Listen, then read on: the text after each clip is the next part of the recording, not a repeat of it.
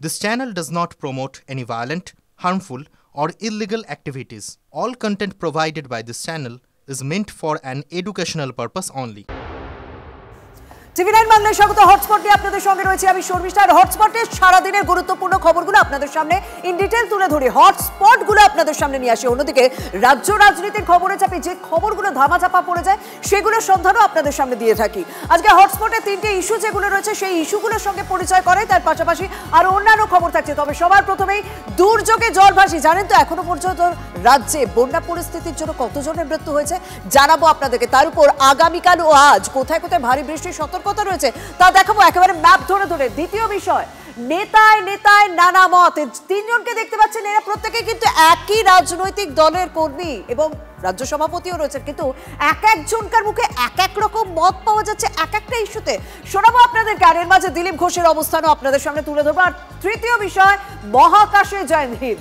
হ্যাঁ, শুভাংশু শুক্লা তারা ইতিমধ্যে পৃথিবীর উদ্দেশ্যে রওনা দিয়ে দিয়েছেন, কিন্তু তারা পৌঁছবেন কখন এবং তাদের হাতে কি কি চ্যালেঞ্জ রয়েছে এই মুহূর্তে দাঁড়িয়ে সমস্ত খবর আপনাদের সামনে তুলে ধরবো। তবে সবার প্রথমে বানভাসী বাংলার দিকে নজর।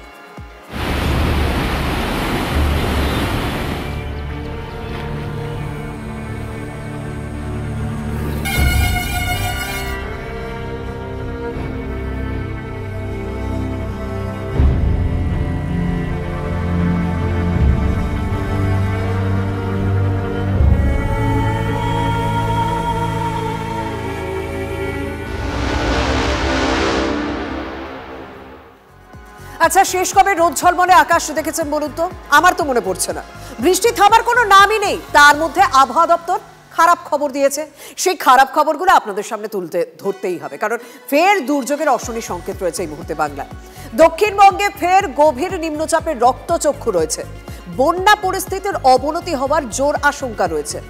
নিম্নচাপের জেরে কোথায় কোথায় কি কি সতর্কতা জারি করা হয়েছে তা একবার দেখে নেব বিগ বলে। কারণ ইতিমধ্যে রাজ্যে কোন কোন জায়গায় ভারী বর্ষণের পূর্বাভাস রয়েছে সেটা আপনাদের সামনে তুলে ধরি।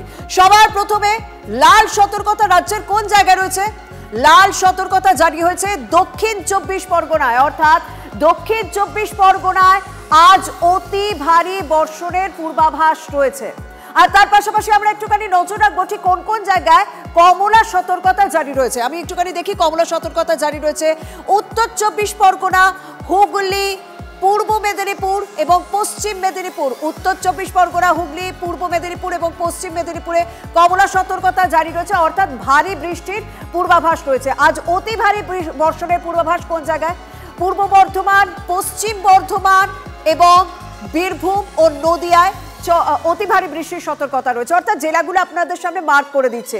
এবং কোন কোন জায়গায় ভারী বর্ষণের পূর্বাভাস রয়েছে সেটা যদি একটু দেখি, হলুদ সতর্কতা কলকাতা, হাওড়া, মুর্শিদাবাদ, বাঁকুড়া, পুরুলিয়া, ঝাড়গ্রাম।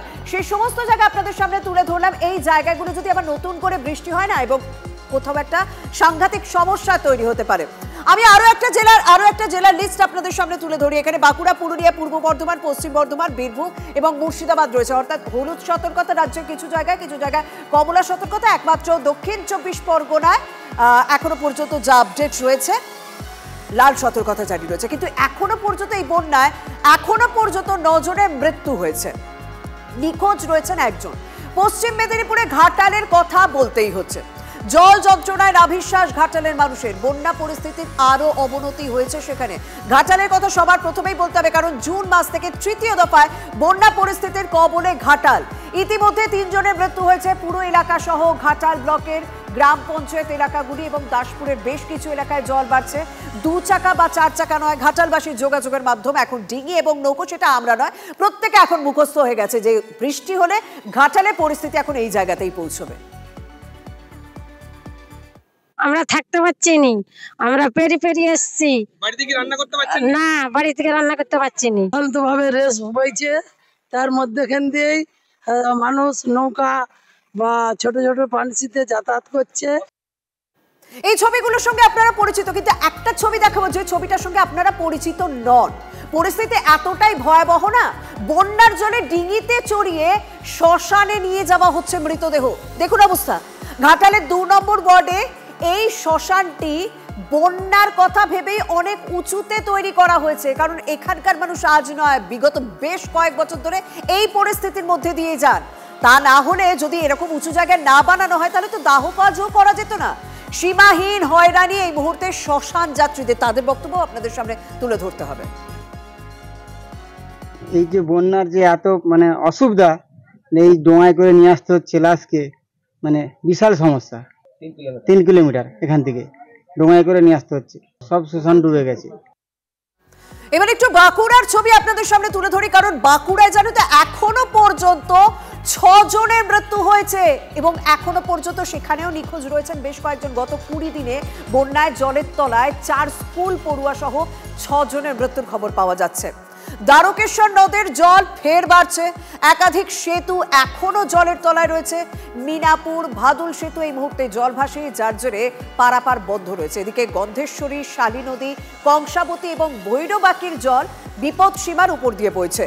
কংসাবতীর মুকুটমণিপুর জলাধার থেকে 12,500 কিউসেক জল ছাড়া হয়েছে। বাঁকুড়ার রাস্তাঘাটের অবস্থা দেখবেন নাকি, মানে আজকে যখন আমি ছবিটা দেখলাম না, রীতিমতো ভয়ানক পরিস্থিতি। কয়েক কিলোমিটার রাস্তা এমন জায়গায় দেখুন প্রধানমন্ত্রীর গ্রাম সড়কের চরম বেহাল দশা। পথশ্রীর হতশ্রী রাস্তার ছবি আপনাদের সামনে তুলে ধরছি, কারণ জীবনের ঝুঁকি নিয়ে রাস্তায় চলাচল করতে হচ্ছে সেখানকার মানুষকে। জুতো পায়ে নয়, জুতো হাতে রয়েছে, সেভাবেই যেতে হচ্ছে। এবং 30টি গ্রামের মানুষের ভরসা এই রাস্তা, এবং ট্রাক্টর দিয়ে চষে ফেলা ধান জমির অংশ এই রাস্তা দেখে মনে হচ্ছে তো, কিন্তু না, এটাই আসল রাস্তা। এই রাস্তা দিয়ে প্রত্যেকে যাতায়াত করেন। রাস্তায় জমে রয়েছে পুরু কাদা স্তর, রাস্তার বাকি অংশ জুড়ে ছোট বড় অসংখ্য খানাকন্দ। দেখুন কি অবস্থা, এইভাবে প্রাণের ঝুঁকি নিয়ে প্রত্যেকটা মুহূর্তে যাতায়াত করতে হচ্ছে। সব মিলিয়ে বাঁকুড়ার আকাশে আশঙ্কার মেঘ। এদিকে জলে ডুবে পড়ুয়া মৃত্যুর পর স্কুলে সতর্ক বার্তা প্রশাসনের। বর্ষার সময় কেউ যেন নদীর ধারে না যায়। স্কুলে আমরা টিচারদের একটা মেসেজও পাঠাবো, যাতে এই বিশেষ করে বর্ষার সময় যাতে কোনো বাচ্চারা এখন বিশেষ করে নদীর ধারে না যায়। দেখুন আপনাদের সামনে যখন আমি ঘাটালে পরিস্থিতি তুলে ধরছিলাম, তখনই আমার মনে হলো যে ঘাটালে যখন অতটা জল রয়েছে, তার পাশে খানাকুলের দিকে তোমাকে নজর রাখতে হবে, কারণ ঘাটালের জল অনেকটাই খানাকুল, এই জায়গায় আরামবাগ, এই জায়গাগুলো আসে ঘাটালের মতোই। তাই জল যন্ত্রণায় যেবার হুগলির খানাকুল, আপনি জানেন হুগলির খানাকুলে 5 দিন ধরে সেখানে এখনো পর্যন্ত জলবন্দী মানুষ। এমনকি ঘাটালের মানুষেরও সেই একই অবস্থা, পিচ রাস্তার উপর দিয়ে হাঁটু সমান জল। প্রত্যেক বছরের সেই একই ছবি। ফুটবল খেলার মাঠেও নৌকা চলছে। দ্বারকেশ্বর এবং রূপনারায়ণে ক্রমশ জল বাড়ছে। পানশিউলিতে ডিভিসি ছাড়া জল রূপনারায়ণে এসে মিশেছে। গ্রামের ভেতরেও জোয়ারের জল ঢুকছে। খানাকুলের 4টি গ্রাম পঞ্চায়েতের 20 থেকে 22টি গ্রাম ইতিমধ্যে জলমগ্ন হয়ে রয়েছে। খানাকুলে বড় সড় বন্যার আশঙ্কায় জোর কদমে চলছে নৌকা রক্ষণাবেক্ষণের কাজ। এই ছবিগুলো যখন আপনাদের সামনে তুলে ধরছি, তখনই আমার বারবার মনে পড়ছে, আপনাদের আগেই দেখালাম যে কোন কোন জেলায় সব থেকে ভারী, অতি ভারী, চরম বৃষ্টির সতর্কতা জারি হয়েছে। দক্ষিণ 24 পরগনায় লাল সতর্কতা জারি রয়েছে। এছাড়াও দক্ষিণবঙ্গের একাধিক জেলায় কমলা এবং হলুদ সতর্কতা জারি রয়েছে আজ এবং আগামীকাল। জল তো কমছেই না, উপরন্তু মানে স্টপ হয়ে রয়েছে জল। আর দ্বিতীয় নম্বর আপনার যখন জোর দিচ্ছে না, তো 1 হাঁটুর উপরে জল চলে আসছে। এখান থেকে পুরো বাজার অবধিই ডুবে আছে, মারোখানা বাজার, পানশিউলি বাজার। রাজ্য রাজনীতির খবরের চাপে না এই খবরগুলো সারাদিন ধামাচাপা পড়ে যায়। এই খবরগুলো তাই আমি শুরুর দিকে দেখিয়ে নিলাম। এবার একটু রাজ্য রাজনীতির মূল খবর দিকে নজর রাখি। আমরা তো সেই বার্তায় সবকা সাথ সবকা বিকাশ, সবার বিশ্বাস, সবার প্রয়াস, এটাতেই আমরা বিশ্বাস করি। বিজেপির লড়াই কোনো মুসলমানের বিরুদ্ধে নয়। जो हमारे साथ हम उनका साथ। রাজ্য কেন, দেশের রাজনীতিতে একটা কথা আছে, কোথাও একটা মিথ আছে যে সংখ্যালঘু ভোট বিজেপির ঝুলিতে কখনো নয়। এই মিথ ভাঙতেই কি এবার জোর কদমে বিজেপি নেতৃত্ব? দেখুন, সামনের বিধানসভার কথা মাথায় রেখে রাজ্যের শাসক দলকে টক্কর দেওয়ার বিষয়টি যেমন রয়েছে, তেমনি ভোটের অঙ্কে সংখ্যালঘু ভোট তো একটা বড় ফ্যাক্টর সেখানে। কেন বলছি বলুন তো? তাহলে কয়েকটা তথ্য আপনার সামনে তুলে ধরতে হবে। 2011 সালের জনগণনা অনুযায়ী বাংলায় মুসলিম ভোট 27%। 14 বছর কেটে গেছে। এই 14 বছরের মধ্যে এই রাজ্যে মুসলিম অধ্যুষিত বিধানসভায় উল্লেখযোগ্য হারে ভোটারের সংখ্যা বেড়েছে। আর বঙ্গ বিজেপির রীতিমতো সাংবাদিক বৈঠক করে জানিয়েছিল 2019 থেকে 2025 পর্যন্ত রাজ্যে গড় ভোটার বৃদ্ধির হার 8.69%। রাজ্যের 294টি বিধানসভা আসনের মধ্যে 136টি আসনে ভোটার বৃদ্ধির হার রাজ্যের গড়ের থেকে বেশি। এই 136টি কেন্দ্রের মধ্যে 82টি কেন্দ্র মুসলিম অধ্যুষিত বলে দাবি করেছে বিজেপি। আর এই অঙ্কের পর যখন গুছিয়ে নামার কথা, তখন সংখ্যালঘু ভোটের প্রশ্নে কোথাও আড়াআড়ি বিভাজন বঙ্গ বিজেপিতে। সবকা সাথ সবকা বিকাশ বন্ধের ডাক দিয়েছিলেন বিজেপি নেতা শুভেন্দু অধিকারী, রাজ্যের বিরোধী দলনেতা। আর শুভেন্দুর উল্টো সুর এবার রাজ্যের প্রাক্তন রাজ্য সভাপতি সুকান্ত মজুমদারের গলায়। আর বর্তমান সভাপতি তিনি কোন ভাষাতে কথা বলছেন, কোন বহুত্ববাদের পক্ষে সওয়াল করছেন, সেটা শুনুন, তিনজনের মত শুনি। আমরা তো সেই বার্তায় সবকা সাথ সবকা বিকাশ, সবার বিশ্বাস, সবার প্রয়াস, এটাতেই আমরা বিশ্বাস করি। হ্যাঁ, তারা আমাদেরকে ভোট দেন না দেন কোনো অসুবিধা নেই, কিন্তু নরেন্দ্র মোদীর ফ্রিতে রেশন তাদের কাছে পৌঁছবে, কোনো অসুবিধা নেই। বিজেপির লড়াই কোনো মুসলমানের বিরুদ্ধে নয়। হ্যাঁ, আমরা লড়াই করছি আপনাদের বিরুদ্ধে, কারণ আপনাদের বাড়ির ছেলেরা যারা হাতে পাথর নিয়ে ঘুরছে, আমরা ওই পাথরটাকে কেড়ে নিয়ে ওখানে বই ধরিয়ে দিতে চাই। আমিও বলেছি রাষ্ট্রবাদী মুসলিম, আপনারাও বলেছেন সবকা সাথ সবকা বিকাশ। আর বলবো না, বলবো जो हमारे साथ हम उनका साथ। অর্থাৎ সুকান্ত মজুমদার, শ্রমিক ভট্টাচার্য এবং শুভেন্দু অধিকারী তিনজনের বক্তব্য শোনালাম। এই তিনজন বিজেপিরই গুরুত্বপূর্ণ নেতা। এই তিনজনের মুখে কিন্তু অন্যরকম সুর শুনলাম, মানে এক একজন এক এক রকম কথা বলছেন। আর স্বাভাবিকভাবে এই দেখে কিন্তু তৃণমূল কটাক্ষ করতে ছাড়ছে না। কি বলছেন তারা, শুনুন। সুকান্ত মজুমদার বা দিলীপ ঘোষ যদি বলেন যে পূব দিকে সূর্য ওঠে, তাহলে আপনারা দেখবেন সকাল 4:59 দূরবীন নিয়ে পশ্চিম দিকে মুখ করে দাঁড়িয়ে আছেন শুভেন্দু অধিকারী। সূর্য পশ্চিম দিকে, ওকে উল্টো বলতে হবে। ফলে পুরোটাই ওনাদের এই বিভ্রান্তি। রাজনীতিতে জানেন সময় কথা বলে। কদিন আগে রাজ্যে জোর চর্চা ছিল না যে তৃণমূলের 21 সভায় কি দিলীপ ঘোষ থাকবেন। তিনি কিন্তু সেদিন বলেছিলেন কোনো না কোনো মঞ্চে থাকবেন। আজকে না আমার একবার ওই দিনের বক্তব্যটা, দিলীপ ঘোষের ওই বক্তব্যটা শুনতে ইচ্ছা করছে। কেন বলছি সেটা তো পরে আসছে। দিলীপ ঘোষের বক্তব্য। কোনো না কোনো মঞ্চে তো আমি থাকবোই 21 তারিখ। দেখা যাক 21 তারিখ আসুক। অনেকের রাজনীতি জল্পনা দিয়েই হয়। কোনো না কোনো মঞ্চে তো আমি থাকবোই 21 তারিখ। দেখা যাক 21 তারিখ আসুক। অনেকের রাজনীতি জল্পনা দিয়েই হয়। 7 তারিখ দিলীপ বাবু বলছেন 21শে জুলাই পরিষ্কার হয়ে যাবে তিনি কোন মঞ্চে থাকবেন। কিন্তু দিলীপ ঘোষ কোন সভায় থাকবেন, মানে কোন মঞ্চে থাকবেন, সেটা তো আগেই পরিষ্কার হয়ে গেল। এই তো প্রধানমন্ত্রীর সভায় আমন্ত্রিত দিলীপ ঘোষ। হ্যাঁ, আলিপুরদুয়ারে তিনি ডাক পাননি, কিন্তু 18ই জুলাই দুর্গাপুরে নরেন্দ্র মোদী, প্রধানমন্ত্রী নরেন্দ্র মোদীর যে প্রশাসনিক কর্মসূচি এবং সভা রয়েছে, সেখানে দিলীপ ঘোষ আমন্ত্রিত। এবং যা খবর পাওয়া যাচ্ছে, বৃহস্পতিবারই দুর্গাপুরে পৌঁছে যাবেন দিলীপ ঘোষ। তিনি নগর জনসভায় অবশ্যই থাকছেন। তাদের পার্টির মধ্যেকার ব্যাপার, দিলীপ ঘোষকে এখন পছন্দ হয়েছে তাই হয়তো ডেকেছে। এখন তাদের পার্টির আভ্যন্তরীণ কলহ গন্ডগোল, বাইরে থেকে আমি কি বলতে পারি। তার মানে তো দিলীপ ঘোষ যারা আগের বার ডাকেনি তাদেরকে উনি হারিয়ে দিলেন ফু দিয়ে। যা, এবার আমি যাব। আমরা দেখছি, মজা দেখছি। দেখুন, রাজনীতি তো চর্চা হবে, সে তিনি যে সভাতেই থাকুন না কেন। আর মজা নিচ্ছেন বিরোধীরা। আর বঙ্গ বিজেপি কি বলছে শুনুন। দিলীপ ঘোষ পার্টির সঙ্গে ছিলেন, আছেন, দিলীপ ঘোষ থাকবেন। পশ্চিমবঙ্গে একটাই লাইন হচ্ছে বিজেপি লাইন, তৃণমূল কংগ্রেসের বিষয়।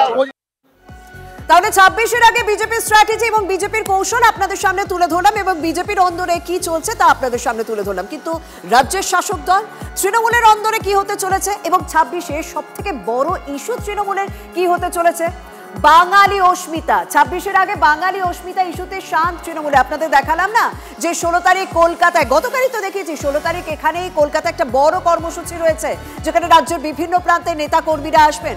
বাংলার পাশাপাশি জানেন তো দিল্লিতেও আন্দোলনের ঝাঁজ বাড়ানোর কৌশল নেওয়া হচ্ছে বা তৃণমূলের পক্ষ থেকে। দিল্লিতে জয় হিন্দ কলোনিতে বাঙালিদের হেনস্থার অভিযোগ, এবং সেই কারণে এই ধর্ণা কর্মসূচি তৃণমূলের। আমার आधार कार्ड आइडेंटिटी कार्ड सब बोलो देखे ये बांग्लादेशी है, ये कागज के संग 54 का है, ये संग 80 का है, संग 62 का है। হিন্দু মুসলমান করে লড়াই বাঁধাবার চেষ্টা করলো। যখন দেখলো না হিন্দুরাও বুঝে পেরেছে, মুসলমানরাও বুঝে পেরেছে যে আমাদের মধ্যে দাঙ্গা বাঁধাচ্ছে, দাঙ্গা করতে পারছে না, তখন এবার বাঙালিদেরকে লড়াও। আজকে বাঙালি হচ্ছে মাদ্রাজি কলোনি, এখানে দিল্লির মাদ্রাজ কলোনি, মাদ্রাজি কলোনি ভেঙে দিয়েছে। তাহলে এটা এই মুহূর্তে পরিষ্কার হয়ে গেল যে বাঙালি অস্মিতা 26-এর ভোটে একটা বড় ইস্যু হতে চলেছে এবং সেই প্রতিবাদ আন্দোলন শুধুমাত্র এই রাজ্যে নয়, দিল্লিতেও হতে চলেছে। আমার সঙ্গে রয়েছেন সহকর্মী জ্যোতি। জ্যোতি, তৃণমূলের পক্ষ থেকে ঠিক কি কি কর্মসূচি, কবে কি নেওয়া হচ্ছে এবং কোন পথে তারা যেতে চলেছেন? দেখো, দিল্লিতে এই পরিস্থিতি দিল্লির বিধানসভা নির্বাচনের আগে অর্থাৎ গত বছর থেকে শুরু হয়েছে। এই জয় হিন্দ ক্যাম্প যে জায়গার ছবি আজকে আমরা দেখেছি, এখানে প্রথম TV9 বাংলা পৌঁছেছিল। এখানকার প্রত্যেকটা ঘরে ঘরে গিয়ে দিল্লি পুলিশ এখানকার মানুষের পরিচয়পত্র চেক করতে শুরু করেছিল যে তারা ভারতীয় না বাংলাদেশি। তারপর তাদের পরিচয়পত্রের ভিত্তিতে দিল্লি পুলিশের স্পেশাল টিম তারা গিয়ে পৌঁছেছিল কোচবিহারে, সেখানে তাদের দেশের বাড়ির পরিচয়পত্র খতিয়ে দেখা হয়। তখন থেকেই বাংলাদেশি খোঁজার একটি আবহ তৈরি হয়েছিল। আজ যখন পশ্চিমবঙ্গের বিধানসভা নির্বাচন দোরগোড়ায়, তখন দিল্লির এই উত্তপ্ত পরিস্থিতিকে কাজে লাগিয়ে বাঙালি সেন্টিমেন্টকে বাংলার রাজ্য রাজনীতিতে আরও কিছুটা উস্কে দেওয়ার জন্য কিন্তু দিল্লির এই সামগ্রিক পরিস্থিতিকে ব্যবহার করা হচ্ছে। যে ক্যাম্পের ছবি আমরা দেখাচ্ছি, যেখানকার ছবি আমরা দেখাচ্ছি, গত সপ্তাহে এখানে দিল্লি পুলিশ তাদের দাবি যে কোর্টের অর্ডারে তারা এসে এখানকার বিদ্যুৎ সংযোগ বিচ্ছিন্ন করে দিয়ে যাওয়া হয়েছে।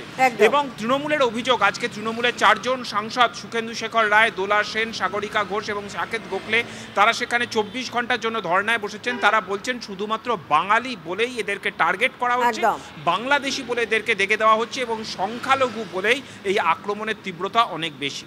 আর সেই কারণে প্রতিবাদ কর্মসূচি এবার দিল্লির বুকে, কারণ রাজধানীতে সেই ঝাঁচটা নিয়ে যেতে হবে। কারণ বাঙালি বলে, বাংলা ভাষায় কথা বলেন বলে অনেকে হেনস্থার শিকার হতে হচ্ছে এবং দিল্লি পুলিশ কিভাবে তাদেরকে বাঁচার জন্য যে যে পথগুলো রয়েছে সেই পথগুলো একটু একটু করে বন্ধ করে দিচ্ছে, সেই খবরই আপনাদের সামনে তুলে ধরলাম। কিন্তু জানো তো আজকে আমাদের রাজ্যে কি অবস্থা হয়েছিল? আমাদের রাজ্যেও তো অনেকে রয়েছেন যারা চাকরি হারিয়েছেন আদালতের নির্দেশে। সেই বৃষ্টি মাথায় নিয়ে আবারও নবান্ন অভিযানে নেমেছিলেন সেই চাকরিহারারা। যোগ্য এবং অযোগ্যদের তালিকা প্রকাশ ও রিভিউ পিটিশনের মাধ্যমে হারানো চাকরি ফিরিয়ে দেওয়ার দাবিতে পথে নেমেছিলেন তারা। আজ সারাদিন কি কি হলো একবার দেখুন।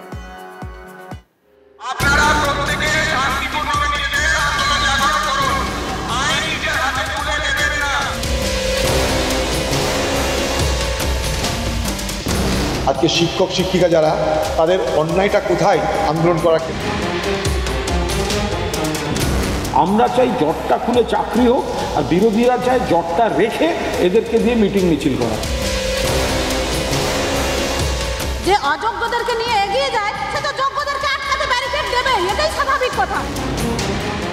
মমতা বন্দ্যোপাধ্যায় 14ই জুলাই 14 তলা আমরা আসছি, দুবার মতো আসছি।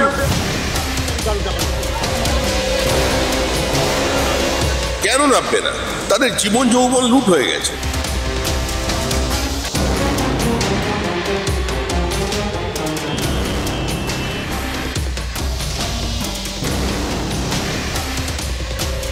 আমরা আমাদের অধিকার যতক্ষণ না পাচ্ছি ততক্ষণ আমরা লড়না পর্যন্ত ছাড়ছি না। আমরা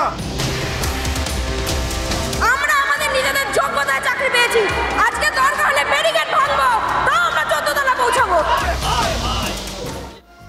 দেখুন, চাকরিহারাদের দাবি মেনে নিয়ে নবান্ন শিবপুরে হাওড়া পুলিশ লাইনে তাদের সঙ্গে বৈঠকে বসেন মুখ্য সচিব এবং তাদের ওই বৈঠক সম্পন্ন হয়েছে এবং সেই বৈঠক থেকে ঠিক কি কি আপডেট আসছে সেই আপডেট আপনাদের সামনে তুলে ধরবো। কারণ আজ সকাল থেকে তাদের একটাই দাবি ছিল, যোগ্য এবং অযোগ্যদের তালিকা প্রকাশ করতে হবে এবং সেখানে যা বক্তব্য রাখা হয়েছিল যে তারা মুখ্যমন্ত্রীর সঙ্গে দেখা করতে চান, যে কারণে সকাল থেকে তারা আন্দোলন প্রতিবাদ করে গিয়েছেন এবং সেই ছবি আপনাদের সকাল থেকে আপনাদের সামনে তুলে ধরছে। তবে সেই বৈঠক থেকে মুখ্য সচিবের সঙ্গে বৈঠক সেরেছেন তারা এবং তারপর সেই বৈঠক থেকে কি রয়েছে তা আপনাদের জানাবো। তবে জানেন তো আজকে হাওড়া সারাদিন কিভাবে উত্তপ্ত ছিল? আমরা একটু সড়কের দিকে নজর রাখি, কারণ সেখানে নারী সুরক্ষা যাত্রায় শুভেন্দু অধিকারী তিনি পৌঁছে গিয়েছিলেন। সেখান থেকে এখন তিনি কি বক্তব্য রাখছেন শোনা যাক।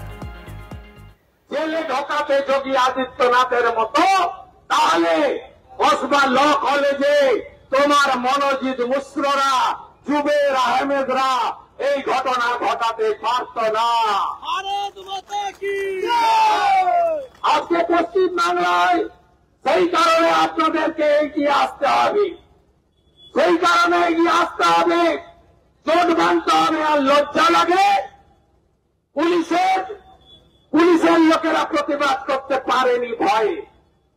বিজেপি বোলপুরের মাটিতে 20,000 লোক নিয়ে নারী সম্মান যাত্রা করে প্রতিবাদ করেছে, পুলিশের মা এবং স্ত্রীকে তাকে সম্মানহানির বিরুদ্ধে প্রতিবাদ বিজেপি করেছে।